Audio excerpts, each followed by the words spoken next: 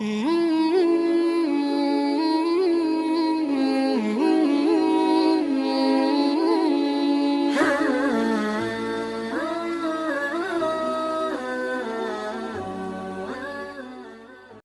yang Bapak Ibu lakukan kalau ikhlas karena Allah itu bisa terwariskan kepada anak keturunan kita.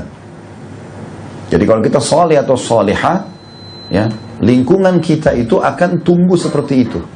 Allah bisa karuniakan kita anak keturunan juga yang baik. Ini contoh Umar bin Khattab pada saat melamar cucu penjual susu. Pada saat beliau lewat di depan rumahnya malam hari, si nenek sama si cucu jual susu di Madinah. Kemudian si nenek bilang sama cucunya, ini pesanan kita tambah banyak. Sekarang kita tambah aja air, campur air. Orang nggak tahu. Itu kan? Darinya 10 botol bisa jadi 20 botol. Sedikit kita tambahkan air. Kata cucunya, kalau Umar tahu, Umar marah.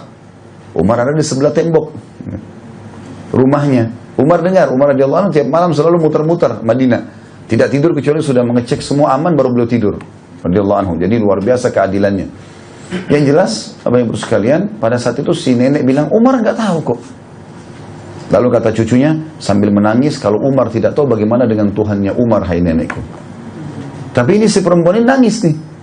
Waktu dengar itu, Umar bin Khattab nggak pakai banyak ngomong, pulang ke rumahnya, tengah malam nih.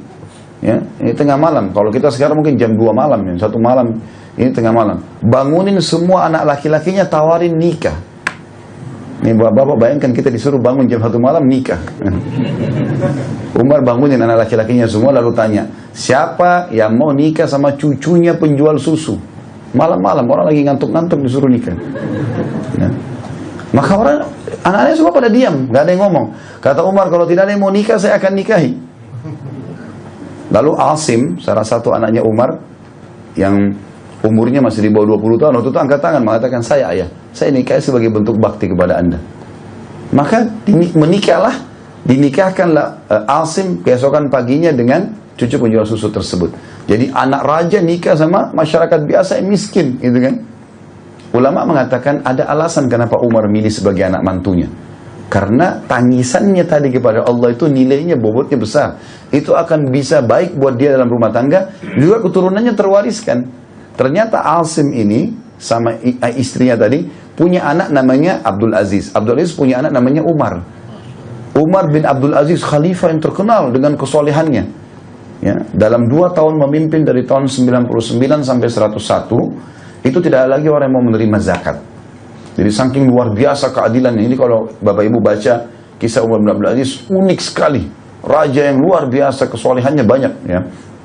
Kalau kita ceritakan ini mungkin akan panjang sekali. Akan ada insya Allah bahasan khusus tablik akbar kami, serial tabi'in. Di antaranya kita akan bahas Umar bin Abdul Aziz, orang yang luar biasa. Kita kalau baca sejarahnya, kayak kita berada di alam mana nih sebenarnya. Orang yang luar biasa, per detiknya semua ibadah. Dari ibadah apa lagi nih? Ibadah artinya terus begitu, gitu kan? Luar biasa gitu.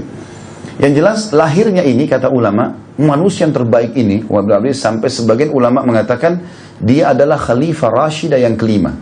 Kan Khulafaur Rasyidin ada 4, Abu Bakar, Umar, Uthman, Ali. Sebagian ulama mengatakan karena solehnya Umar bin Abdul Aziz dikatakan dia khalifah yang kelima, yang diakui Khalifah Rashidah yang kelima, gitu kan?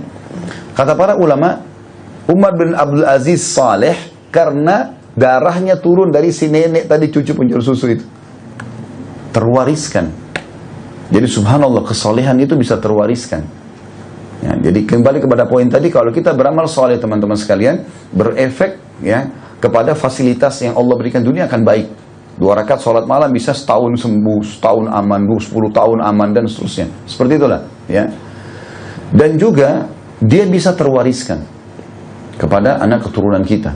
Ya, karena otomatis kita sekarang kalau sudah mulai kenal sunnah, sudah mulai baik, nggak mungkin kita mau biarkan anak kita terjerumus pada dosa yang pernah kita terjadi, kan? Maka secara kegiatan sosial pun akan terwariskan kebaikan itu.